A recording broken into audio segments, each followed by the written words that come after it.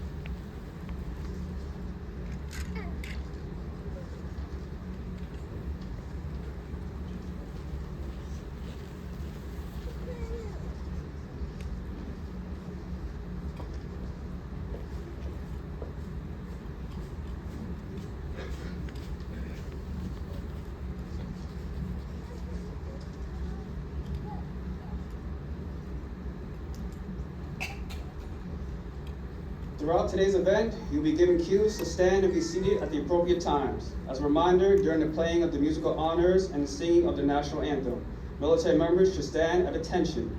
It is encouraged that civilians place their right hand over their heart during the national anthem. When introducing family members and distinguished guests, please hold your applause until all the names have been announced. Thank you.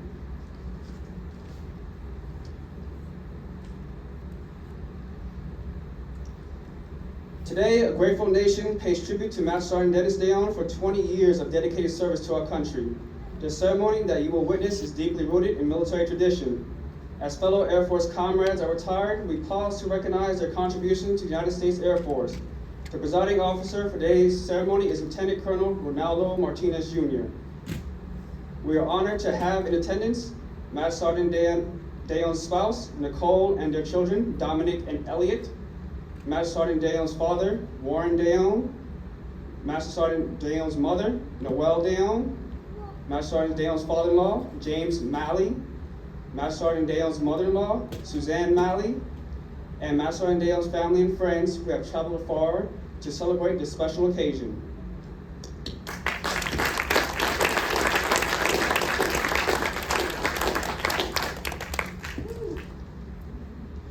We are also honored to have the following distinguished visitors in attendance. Colonel Mark Chang, Commander, 363rd Intelligence, Surveillance, and Reconnaissance Group.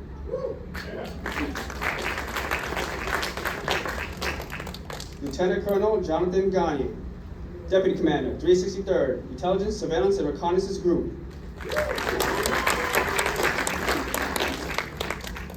Chief Master Sergeant Anika LaCure, Command Chief, 363rd Intelligence, Surveillance, and Reconnaissance Wing.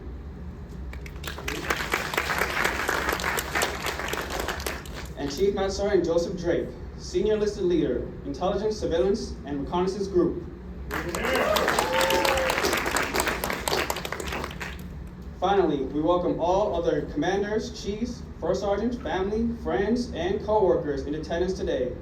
Master Sergeant Daone is truly humbled by your presence in person and virtually. Thank you.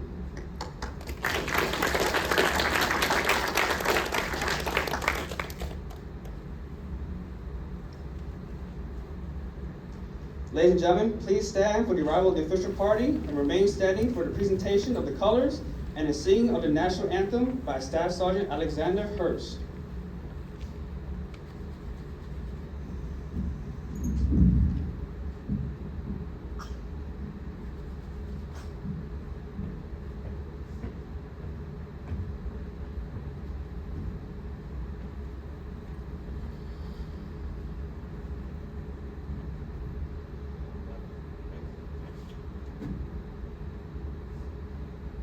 Present the colors.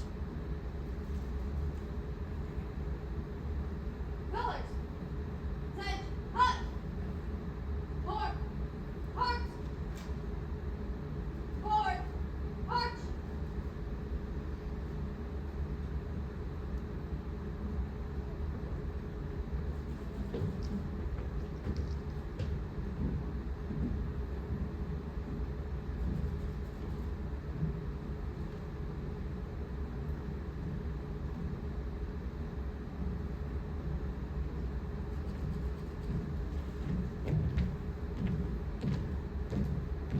Colors. Halt. Reset. Arms.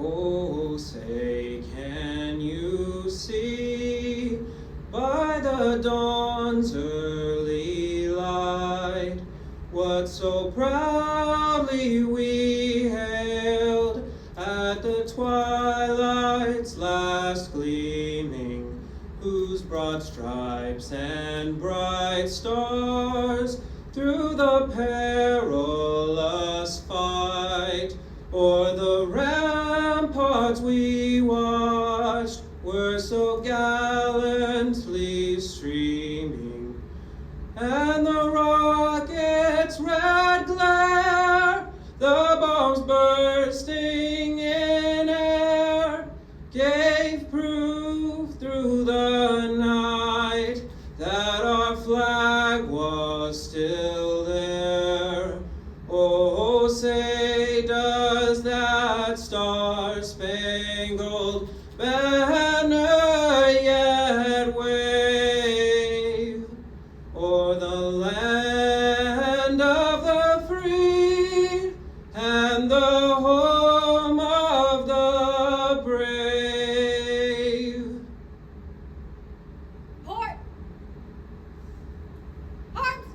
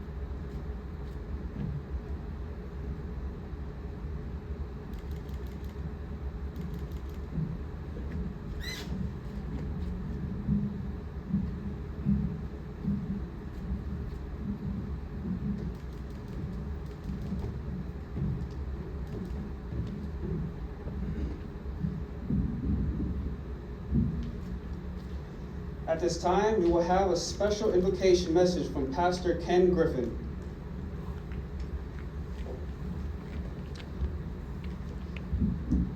Heavenly Father, we come before you on this glorious day to recognize Master Sergeant Dennis Daone, who after 20 years of dedicated service to the United States Air Force and to this great nation, begins the transition into retired life. We take time to thank him and his family for the many years of dedicated service together. We pray that you will watch over them and bless them as they enter a new phase in their life. And we ask this in the name of Jesus Christ, your Son, our Lord. Amen.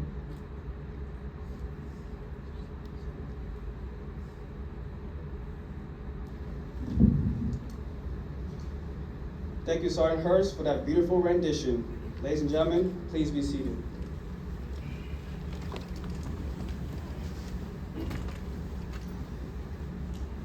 At this time, it is my pleasure to introduce our presiding officer, Lieutenant Colonel Ronaldo Martinez, Jr.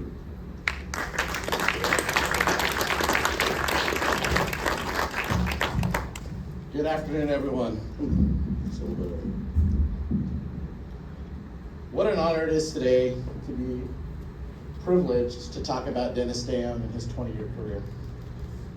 Now, before I get started, I will preface this. Chief Leone is sitting in the back, and she has made me promise that I will keep my words as succinct as possible because I do have a tendency to go on. I also don't usually prepare my remarks, but I did today, so we'll see how that works out for us. But I'd like to start, first of all, by welcoming our family members. So Nicole, Dominic, Elliot, today's not about him. I know he's up here and he's wearing a uniform, but today's really about you. Because for the last 20 years, the Air Force has forced it to be about him. He signed a piece of paper 20 years ago that said, I'm gonna go serve my country and I'm gonna go all over the world and move whenever they tell me to move and go where they tell me to go. The last time I checked, your mom didn't sign that paper. Do you guys remember ever signing a paper? No. But every time he moved, you had to move. Well, guess what? It's all over. He's done. And so now, every decision he makes is no longer dictated by the Air Force. It's a discussion that you all get to have and make together. And I know that one of the mandates you guys already gave him was, Dad, we don't want to move again. And he's already taken that to heart. And he told me last night, we're going to be here for a while. So today is about you guys and getting your dad back, getting your husband back full time, and no longer having him be told where he's got to go. Warren Noel, man, did he have a lot to say about you, and we're so honored to have you here today. And Jim and Sue, thank you for making the trip out as well. To all of our DVs, Colonel Chang, Colonel Gagne, Chief Drake, any other chiefs and commanders out here, thank you for joining. It really is a special time. Now, I've known Dennis since 2021, when I was his commander of the 450th. And when I stepped in, he had already made a reputation for himself. Whenever I saw Dennis, he reminded me of a Papa Bear. He's a big dude. He would walk around. It was very obvious when he was on the ops floor. And everywhere he would go would be a gaggle of airmen and NCOs just following him. And when he would sit down, it was like a king taking court. He would sit and he would be surrounded by people. And he was constantly teaching them. He was constantly mentoring them. And then I'd go out to the baseball fields. And there was Dennis out there in his baseball pants, yelling at all the people, telling them what position to go to, what plays they needed to run, out there actively playing with them and coaching them at the same time. So in the building and outside of the building, Dennis was always that Papa Bear type. My first real discussion about Dennis, though, was when I had to sit down and do strats for tech sergeants going to master sergeant. And we were giving our promotion recommendation statements. And the chief that I had at the time and we had to rely on the folks who were in the ops floor to give us a lot of feedback. And that's where Chief Leone, Senior Sanders, they were some really critical advisors that we had. And I remember when we sat down to talk about Dennis, they were like, we have to push this guy for a statement. He just missed the cut last year. And if we can get him over this year, there's no one more deserving of that stripe than Dennis. Now, mind you, I had only been in the squadron for about 4 or 5 months at this time. So I really didn't know him. But they spoke so highly of him, and the brief interactions that I had had watching him on that ops floor, I knew that what they were saying was probably more true than they could articulate. And so we gave him that promotion statement. And man, did I not regret that. Because from that point on, he just kept going.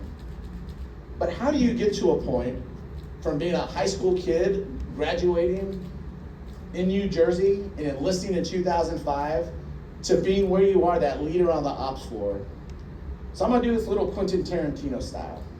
I'm gonna talk about some things that I've noticed about Dennis, then we're gonna go back in time and we're gonna talk about some key events in his life that influenced and built who he was. Now, what I promise I won't do today is just go through his records and read what's in his ETVs. I personally don't like to hear all the boring stuff. I know when I talk to my kids about what I do at work, they don't really care. They tune it out. But what they listen to is, how do people feel about my dad? What does he do for other people? And so that's what I want to highlight for Dennis. So when I started thinking about how would I capture in one word Dennis Daone's outlook, not just on service, but on being a human, I couldn't do it. There wasn't one word. So I had to go to two. The first word I want to bring up is family. That theme has come up many times as I've talked to folks about Dennis, and even last night when we had dinner, that word family came up. I lost count. I was trying to keep a tally, and family was thrown around in a meaningful way all night.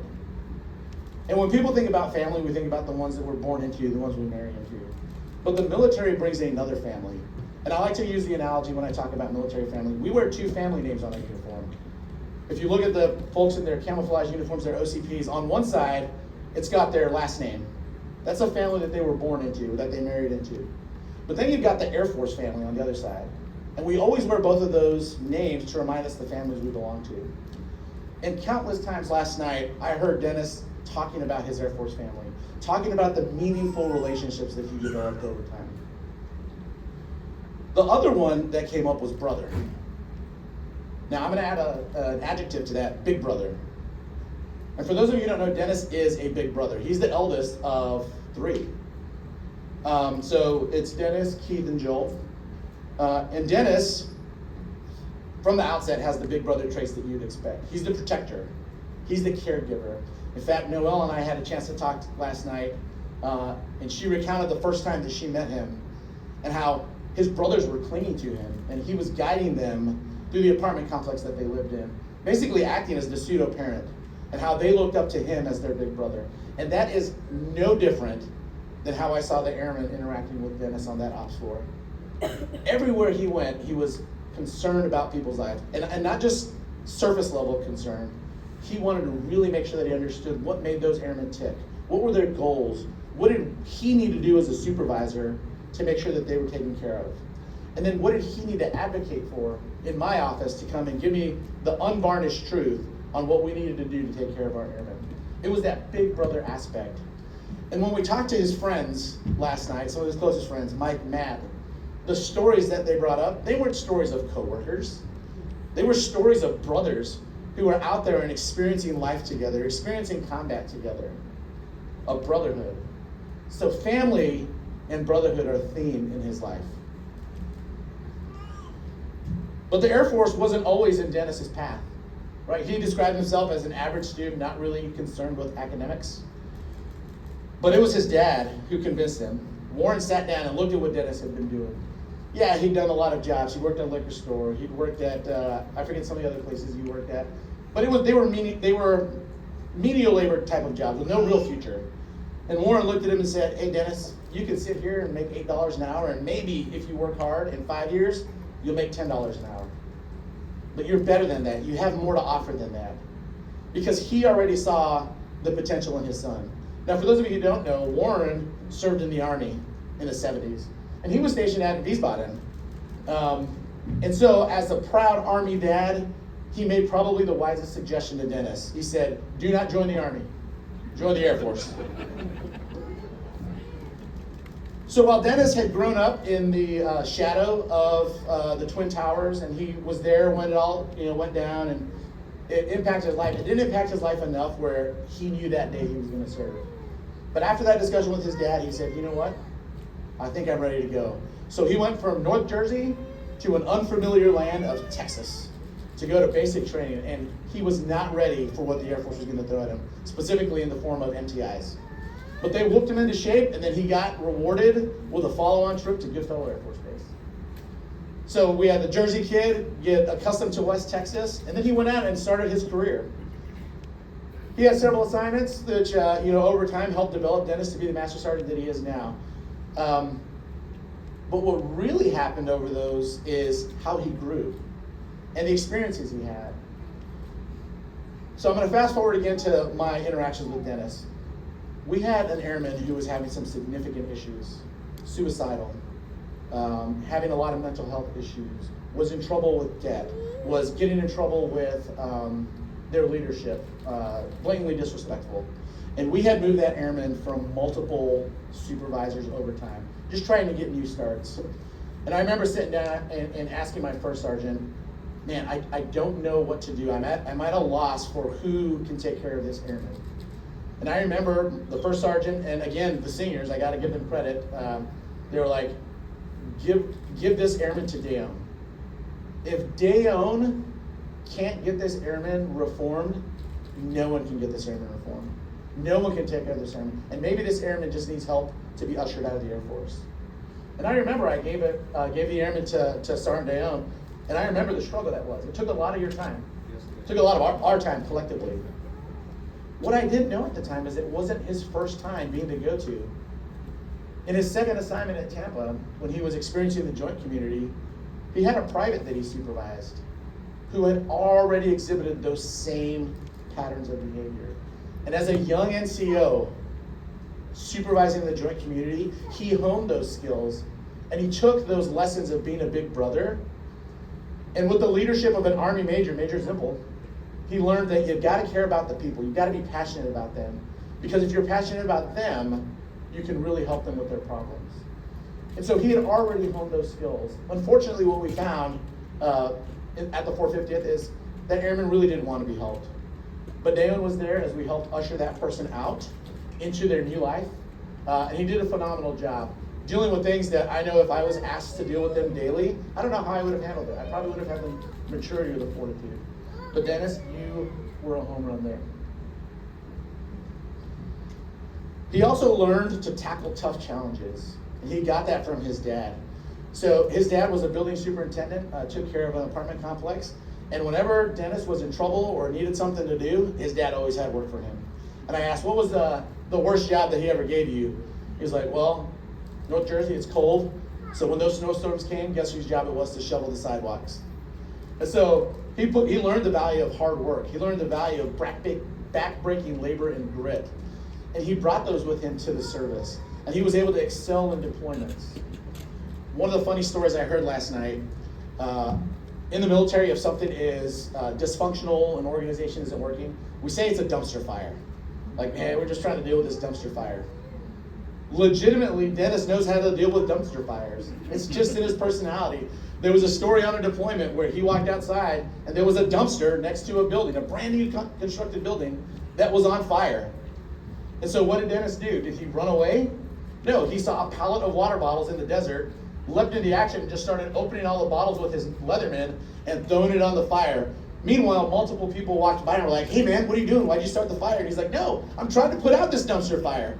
If that isn't an analogy for military service sometimes, I don't know what is. But that's exactly what he did in the 450 and at the group when he eventually moved up there. There were fires all over the place, and Dennis knew he wasn't the guy that was going to put it out, but he'd be damn sure that he wasn't going to be the one that let it get out of control, and he'd do whatever he could to try and mitigate that. I just thought that was a very telling story about you, Dennis. But he looked for examples in how to take care of people and how to make a family within the military. But the real rewarding experience that he got was making his own family. Enter Nicole. So he met Nicole right at the tail end, literally the tail end of his first assignment. And they met, as many young couples did back then, using an online dating site, and they went on a date. And I remember talking to Nicole, and she said, I actually wasn't sure if I wanted to go on the date. I got there first, and I saw him park and walk in, and I put the car in reverse, and I started getting ready to drive. But something about you gave her the confidence to say, you know what, I'm going to invest in this guy. Well, on that date at Rock Bottom Grill, they happened to run into his best friend who was also there on a date. What are the chances, right? They didn't coordinate it at all. And she said, when I knew I was interested in him is when his friend came over and I got to see the banter and the relationship they had. He wasn't just an empty-headed military guy. Because she had dated some military guys. None Air Force, by the way. But she had dated some Air Force guys. And she was like, there was no substance. There was nothing to them. They were about themselves. And what she saw in that interaction between Dennis and his best friend was a true familial bond, that brotherhood again that I'm going back to. And she said, I knew from that moment that this guy was different. And then he had to tell her just a few months later, hey, by the way, I have orders and I'm going to Florida. And then he was bold and he said, I'd like you to go with me. And she said, well, it doesn't matter what you want. I was going to do it anyways. And she went and they started their life together. And over those assignments, their family grew. First, in 2012 with Dominic, you entered the family, and your dad said that the first time he met you, life came into perspective. He automatically knew what responsibility was. He stopped being a young, selfish person and really knew what it was to be selfless, because your life was now in his hands. And mom was sick, she had some issues, and Dennis had to take care of you sometimes. And that's where, again, that Army major showed him what compassion was and said, Dennis, you are no good to me here when your family is there and needs to be taken care of. Go, take as much time as you need, and make sure that they're okay. And he did. And he's always remembered that and incorporated that in his leadership toolbox. And then in 2016, Elliot, you joined. And let me tell you, another kid, from a parent's perspective, it ain't easy. But he said nothing fulfilled his life more than seeing you join the family. So now he's got his full family with him, and everything is about devoting as much time as he can at work to taking care of his brothers and sisters in arms there, but then coming back and being the dad that his dad was to him, instilling those life lessons. Hopefully not eternal love of the Mets, but not all things can be done. They're spoiled for life. They're going to be Mets fans. Okay. But instilling those values that he learned from his dad. So I'll close this by saying there's no other words that you can use other than family when you're working with someone like Dennis.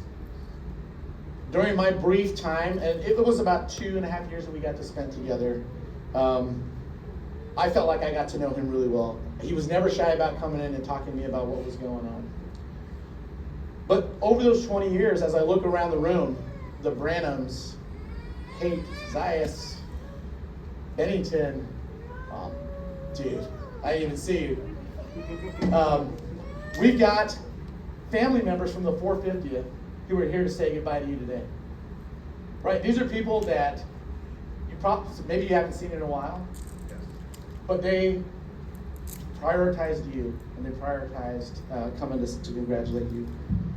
So as you close the door on this chapter, man, don't see it as the end of a career. Just see it as the beginning of a new part of your life. The dad, the husband, whatever it is that you're going to do for a job. I know you're still kind of figuring that out, but maybe applying some of those skills in a new sector. I'll close by saying thank you. I always tell people I don't need 200 airmen in a squadron. If I've got 10 people as capable as Daone, we can conquer the world. So Daone, as you leave today, get out there and conquer it, brother. Congratulations. Thank you. Come up now.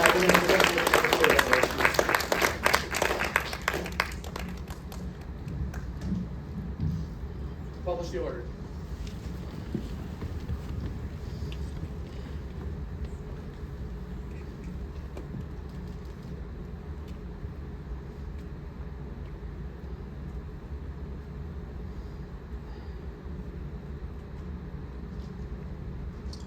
Attention to orders. Master Sergeant Dennis Daone distinguished himself in the performance of outstanding service to the United States as Superintendent, Quality Assurance, 363rd Intelligence, Surveillance, and Reconnaissance Group, Joint Base Langley, Eustis, Virginia. During this period, Sergeant Daone led an 8-member team overseeing product quality and mission training across 10 lines of production for 1,800 analysts, supporting requirements levied by 10 combatant commands. His team's meticulous analysis of 1,184 intelligence reports drove actionable improvements across 4 intelligence groups, resulting in 5 group staff awards. Addressing a 2-year guidance gap, he pioneered a new standard operating procedure while concurrently spearheading a joint targeting initiative to redefine characterization methodologies. Through rigorous assessments at 3 squadrons, he resolved 11 critical deficiencies, preventing the revocation. He resolved 11 critical deficiencies, preventing the revocation of a national certification and ensuring uninterrupted targeting support to 2 key theaters. Sergeant Daone's leadership cemented his nomination as Group Staff's 2024 Air Force Intelligence, Surveillance, and Reconnaissance NCO of the Year. The singularly distinguished accomplishments of Sergeant Daone's culminate a distinguished career in the service of his country and reflect great credit upon himself of the United States Air Force.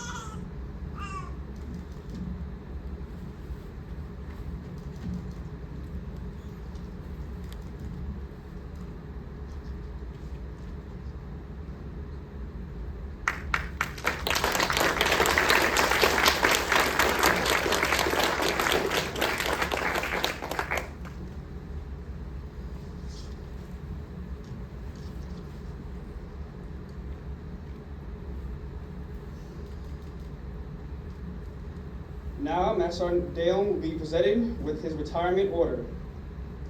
Publish the order.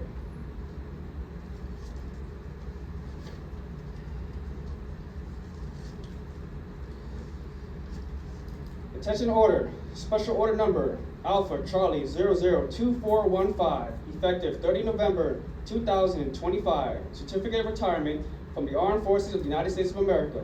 To all who shall see these presents greetings. This is to certify that Master Sergeant Dennis Daone, having served faithfully and honorably, was retired from the United States Air Force on the 1st day of December 2025. Signed, General David W. Alvin, Chief of Staff, United States Air Force.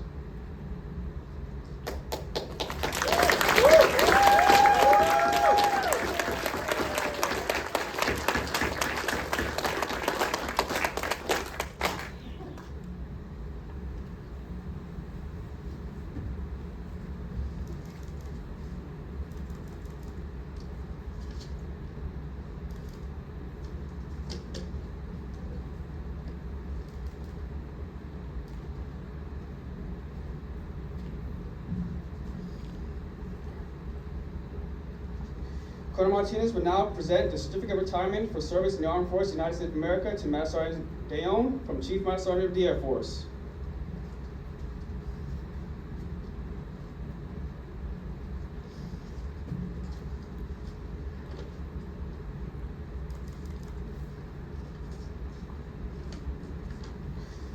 I am proud to join your friends and family in congratulating you on your retirement from the United States Air Force. Master Sergeant Dennis C. Daone, the achievements and contributions you have made throughout your career are indicative of your core values of the great service. Your retirement is well deserved, but your selfless contribution will be sorely missed. On behalf of all airmen, thank you all. Thank you for your faithful and devoted service to our nation. As this chapter in your life closes and a new one begins, I hope the years ahead are filled with more great memories and continued success. Signed, Chief Master Sergeant David A. Flossing, Chief Master Sergeant of the Air Force.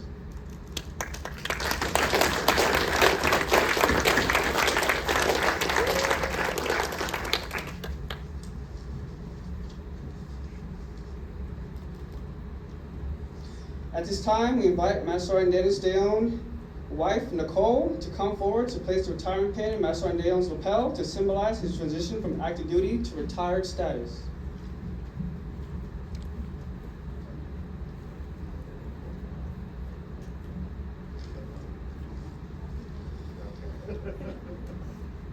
Every retiree receives a special retirement pin as a memento of their active duty service. Allow me to describe the lapel pin. It has the Air Force shield in the center, denoting the branch of service the member is retiring from.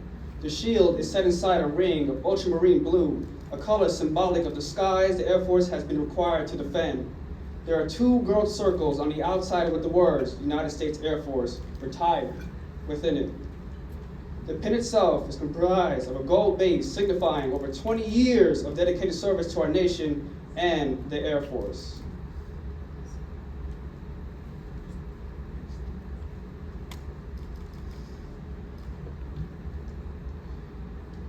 Now, it is customary that we present the spouse with an Air Force certificate of appreciation for support she has provided during her husband's career.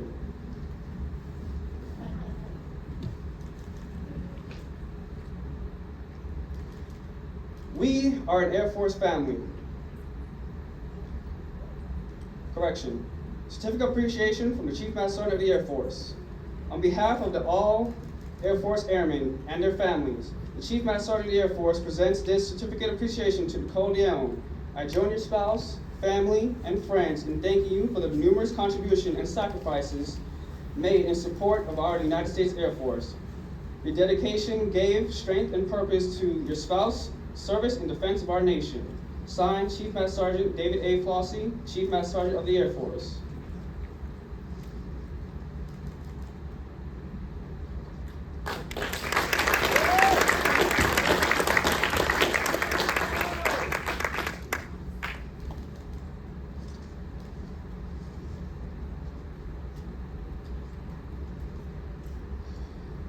Mrs. Daone, Dominic and Elliot, please come forward to join your mother on stage as we present to you with a letter of appreciation for the commander, 363rd Intelligence Surveillance and Reconnaissance Wing, Colonel John Thorne.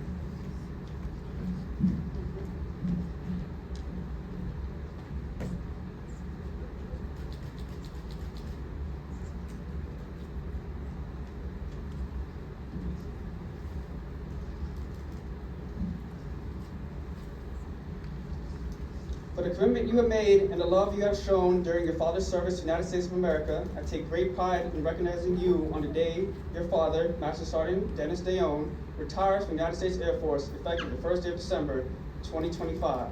Presented on behalf of the 363rd Intelligence Surveillance and Reconnaissance Wing, Joint Base Langley, Eustis, Virginia, John G.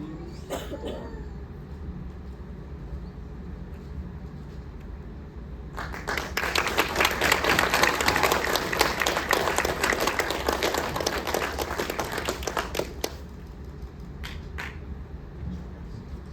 Thank you, Lieutenant Colonel Martinez, Nicole, Dominic, and Elliot. You may all be seated.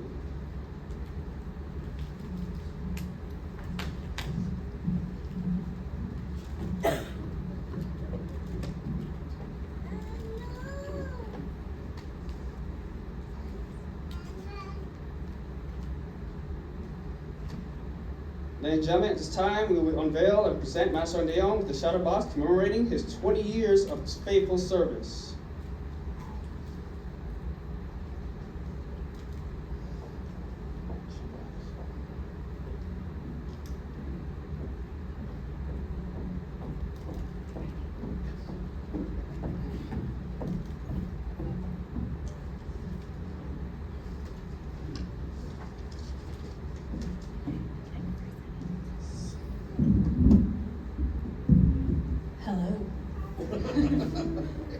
So in typical fashion, knowing Dennis, he's a little extra, a little bougie, which is fine because that's right on my level, because I am also pretty bougie. But he requested specifically to have a shadow box to represent his stripe, because he's very proud of making this rank, and definitely very proud of the career that he's had. Don't tilt it.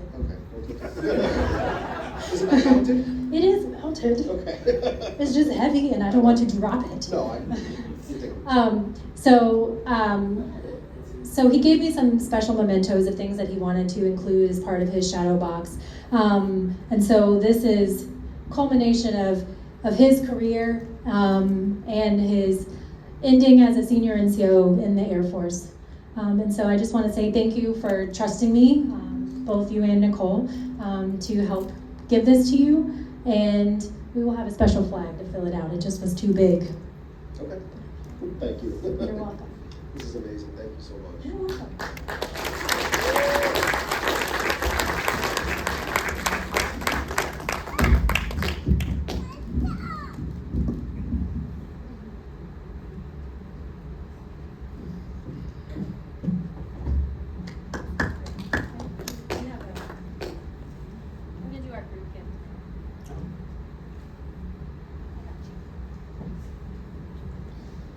Ladies and gentlemen, at this time, we present Master Sergeant Daone with the gift commemorating his time and dedication while assigned to the group staff.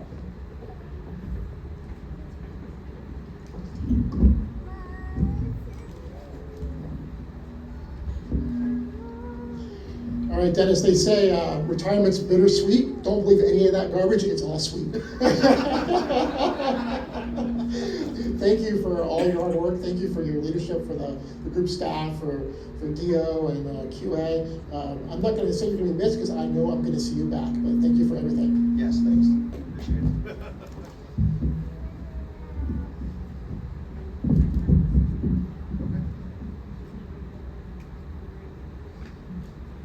Can I crack one open now? You got the pen, it's good. Yeah.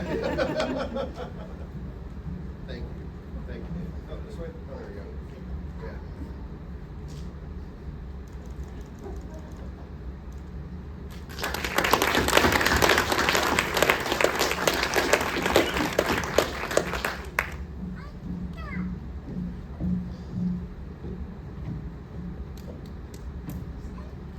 Thank you, Master Sergeant Daone. You may be seated.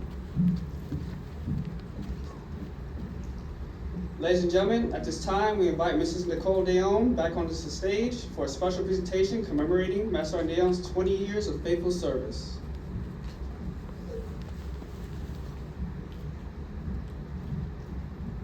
Hi. Hi, everybody. This is wonderful. My favorite Daone. Thank you so much. I just wanted to read something special to my favorite hero. As you retire, an ode to you, dear husband. I've come to know the depths of your answer to our nation's call. Never faltering, you bore the shield of an integrity unequaled. And I've stood alongside while you shone a beacon of light to hunt down evil and the darkest depths of humanity. A hero in 100,000 ways, your courage stirs me to tears, while the years revealed a metamorphosis from a man to seasoned warrior, always resolute, always determined.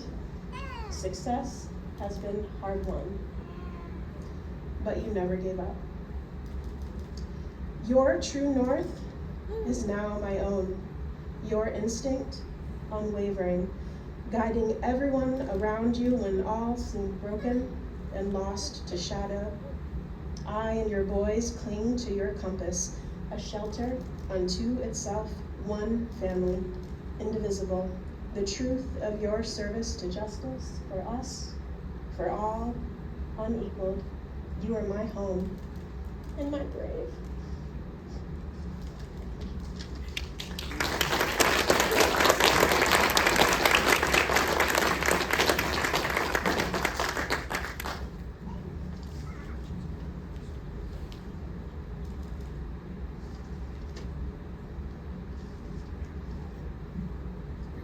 Thank you, Mrs. Daone. Please remain seated as the flag of the United States of America is presented to Master Sergeant Daone.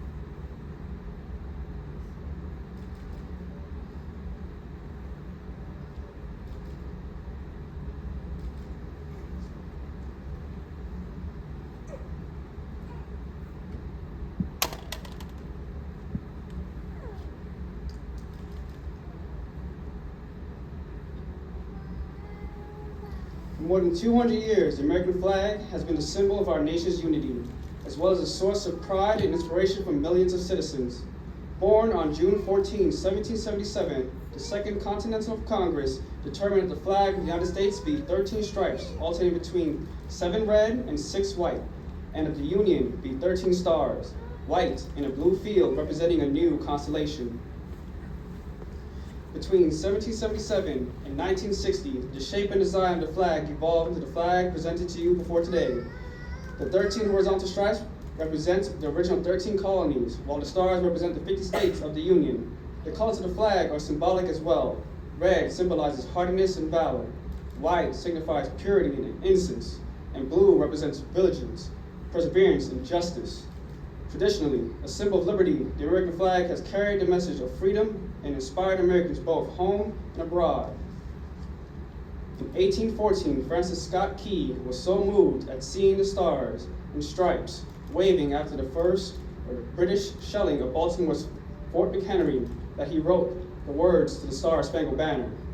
In 1892, this flag inspired Francis Bellamy to write the Pledge of Allegiance, our most famous flag salute and patriotic oath. In July 1969, the American flag was flown in space while Neil Armstrong planted it on the surface of the moon. Today, our flag flies on a constellation of Air Force satellites that circle our globe, and on the fin flash of our aircraft in the harm's way in every corner of the world. Indeed, it flies in the heart of every airman who serves our great nation. The sun never sets on our Air Force, nor on the flag we so proudly cherish. Since 1776, no generation of Americans has been spared the responsibility of defending freedom. Today's airmen remain committed to persevering the freedom that others won for us for generations to come. By displaying the flag and giving it a distinctive fold, we show respect to the flag and express our gratitude to those individuals who fought and continue to fight for freedom at home and abroad.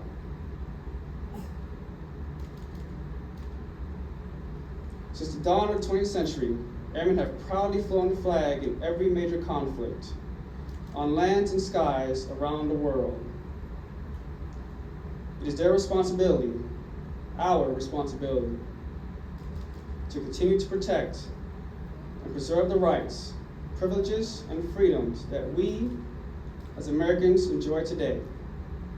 The United States flag represents who we are. It stands for the freedom we all share and the pride and patriotism we feel for our country.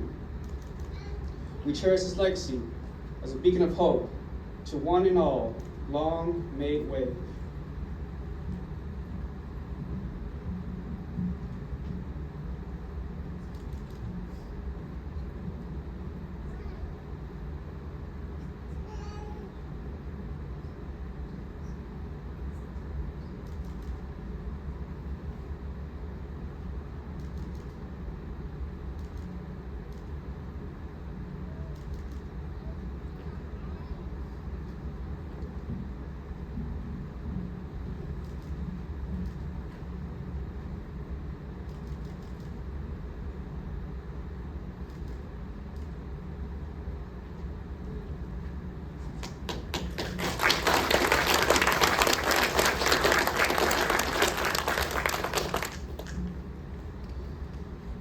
Ladies and gentlemen, it is my pleasure and distinct honor to introduce Master Sergeant Dennis Daone, United States Air Force, retired.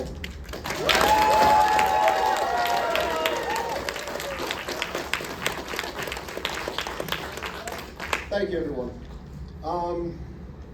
I asked a few people about some advice on giving a retirement speech, and I got 2 key pieces of advice that I want to share with you guys. First, I was told you made really humongous changes to the Air Force the past 20 years. Your retirement speech is not going to be one of those times, so don't even try. So for my troops in the audience, don't worry, you're not going to get another piece of advice or guidance or anything with this speech. But if you do need some advice, you can always give me a call. The second one was to keep a box of tissues close, because no matter your military bearing, you're going to need them. And I'm thankful that there's someone around here. I may be searching for them. First, Colonel Martinez, thank you so much for coming out here and retiring me today, being the presiding officer. Flying all the way out from Germany. It was really important for me to have a commander here that meant so much to my career and meant so much to my development into the senior NCO I am today, so thank you very much. Colonel Chang, Colonel Gagne, Chief Drake, Chief Leone, all other chiefs and first sergeants out here, Chief Murphy, thank you so much for taking time out of your very busy schedule to come out here today. It means a lot.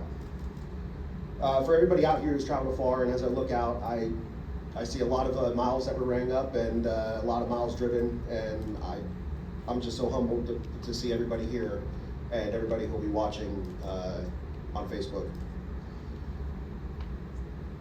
Also want to thank the people that put this together. So Senior Coleman, my wonderful wife, Sergeant Moore, Sergeant Moody Taylor, Sergeant Swabeck, Sergeant Weinbach, Sergeant Hurst, and Aaron Betancourt, thank you so much. This is honestly way beyond what I ever could imagine today would be. So, as a young kid, I never thought the Air Force was going to be a career, as Colonel Martinez said. I always thought I was going to be a baseball player.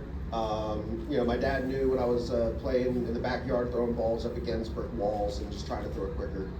But I thought about a lot of days, and I thought about pitching a perfect game, winning the World Series, things like that, but I also thought about my retirement. And some things are very similar. So, of course, there's a stage, family, friends, and everything, and I got uniform tops up there, and they do say the team name on the front, U.S. Air Force. What I didn't, the difference is that I don't think I would have had as much personal meaning, satisfaction, job satisfaction, and an actual impact than I would if I became a ball player than I do today. Colonel Martinez kind of hit on it a little bit on why I joined the Air Force. You know, 9/11 was kind of the spark for that, but I also had no career path. That's where my parents come in. Dad, you showed me what it takes to have a work ethic, a huge hard work ethic, and you showed me what it takes to get things done. And then also you sent me to the Air Force recruiter, which is love right there.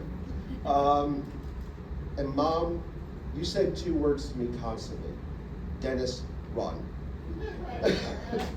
What I think you were trying to push out there was, Dennis, run, go experience things, and go out and explore the world. And thanks to your advice, I did. And for that, I have two gifts for you.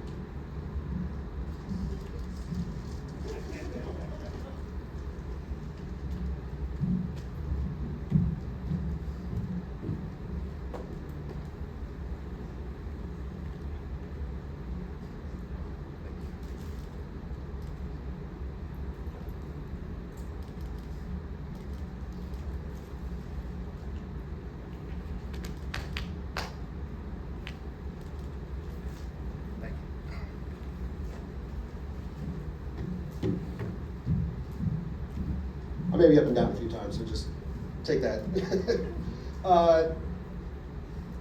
From all the different stages of my career, and I have many stops, and I'm really blessed to see a lot of people from many of those different stops all around, from Colorado all the way out to here.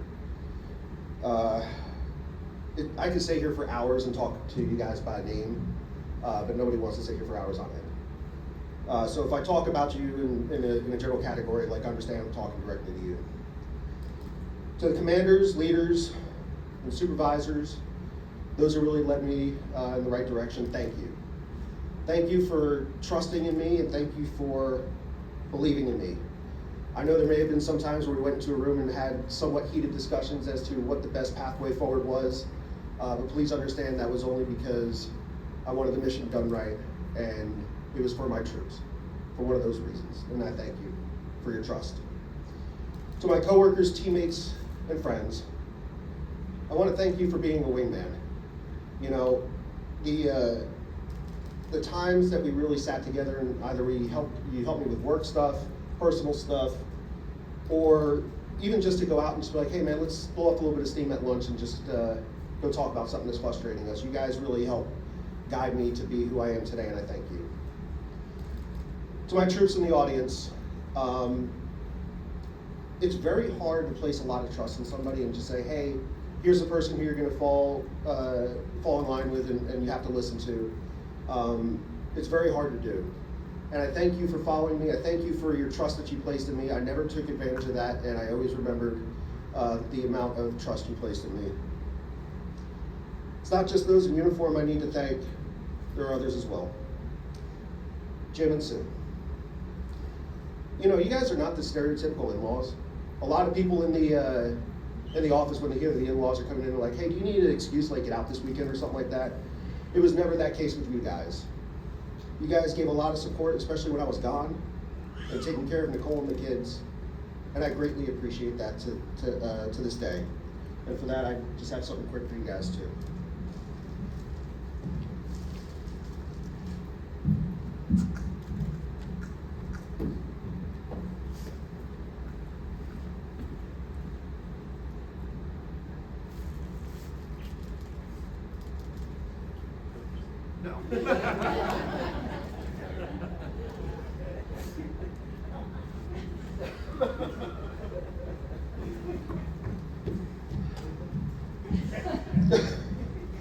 To all my friends that are here, whether you were in uniform in my office or just happen to be my friends, my neighbors, from Colorado all the way out to here, my new ones. Your compassion, your support to my family, especially in times when I was gone, and even your friendship is something that I truly cherish. I do have a couple people I need to point out though. One, Matt Smitty. Dude, you're my brother from another mother. Like, we have a lot of stories that maybe we shouldn't tell other people. But I think the thing I value the most from you is that we've always been there for each other. It doesn't matter what the situation, we're always just a phone call away, no matter the miles, so thank you.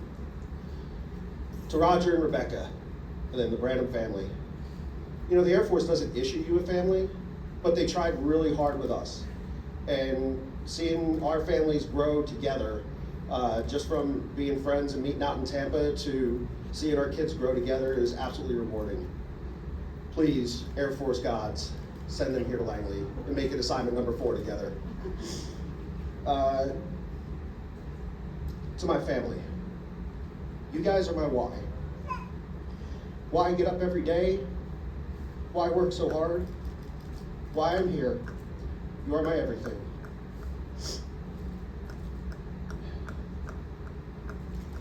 Elliot, you are so smart.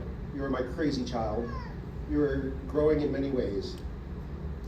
And I can't wait to see the awesome things you do as you grow.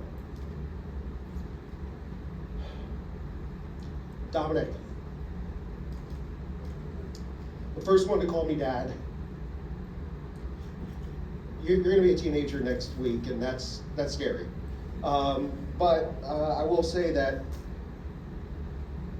you have a lot of potential, and I love seeing you grow and do the things that you're doing. Thank you for being there for me all the time. Finally, my wife. One of the best things that happened to me in Colorado. I never wanted to go to Colorado, but the Air Force sent me there for some reason, and that was to meet you. You are my rock. You picked me up when times were rough, and you celebrated me when times are good.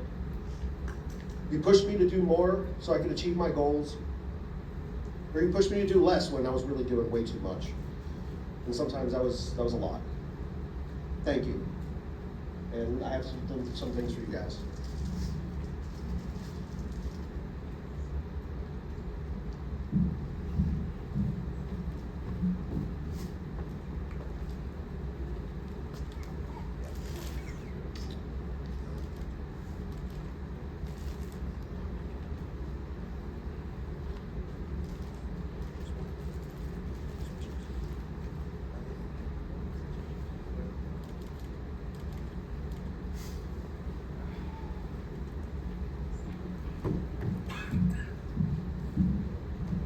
All right, in closing, look, this is not the end of a book, the closing on the door on something tremendously, that was tremendous.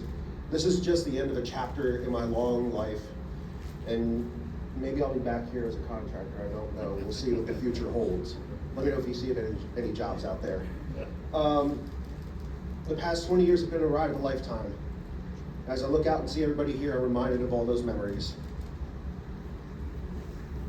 You know, take a line from the New York Giants when they say, once a giant, always a giant. Once an airman, always an airman. And if you guys ever need anything, just because I'm not wearing the uniform, you guys can still give me a call. thank you so much, but now it's time for me to be a husband, to be a father, and to just be Dennis. Thank you.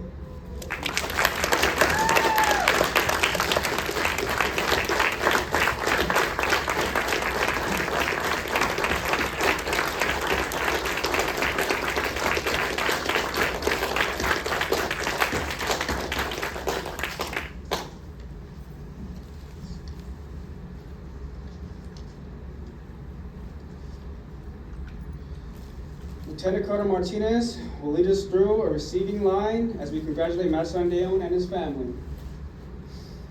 We invite everyone to stay and enjoy light refreshments here in the theater, followed by a full reception at 5:30 or 17:30 for our military people at Smoke in Newport News. As always, we conclude ceremonies with the Air Force song. It is customary for all Air Force members to stand as we invite all of our guests to join us with us. Thank you for attending and have a great Air Force Day.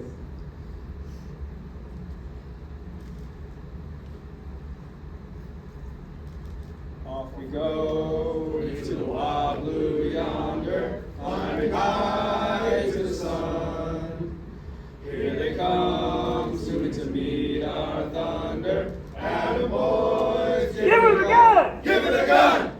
Down we dive, spouting our flames from under. Off with one hell of a roar.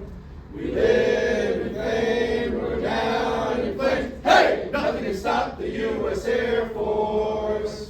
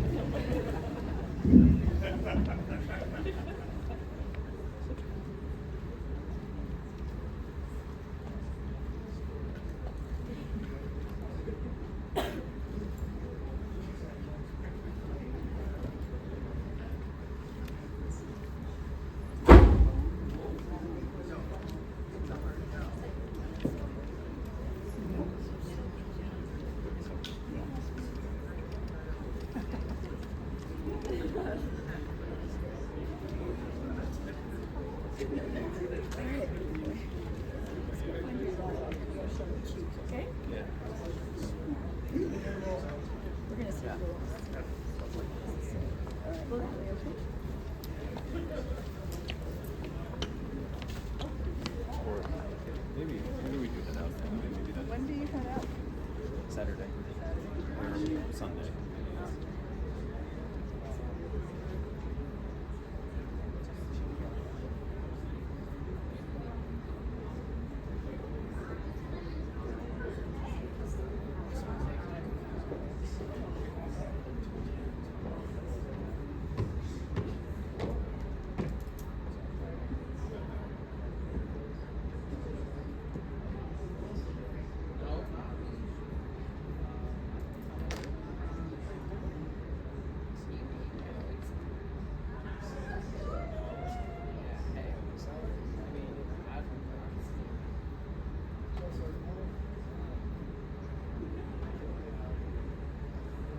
I was trying.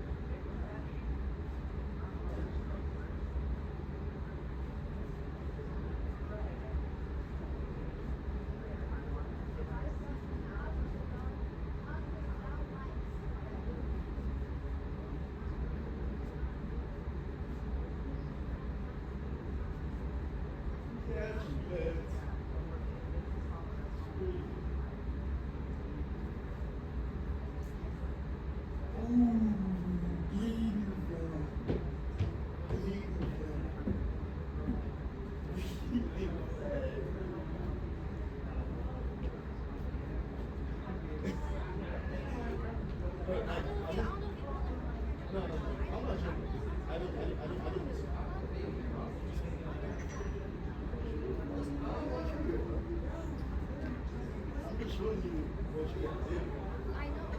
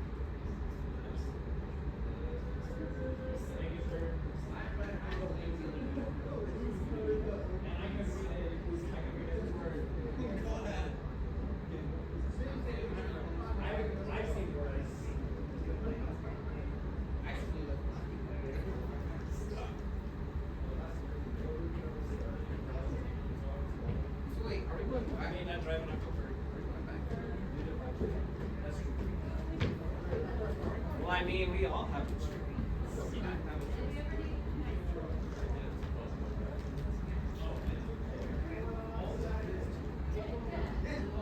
Wait, cafeteria, as your last like command.